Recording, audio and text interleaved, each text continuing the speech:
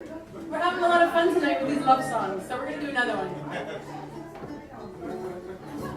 It's a beautiful love song written by Alfio Antico, and it's called Amore Antico, which means ancient love. And it's that song about looking for that one true love. And at the end of the song, I say, I would do anything for this love. I would even suffer the fate of flax. I would be beaten and soaked and torn and woven just so I could wind up being a beautiful, fine muslin handkerchief that my love could touch to their face and hand.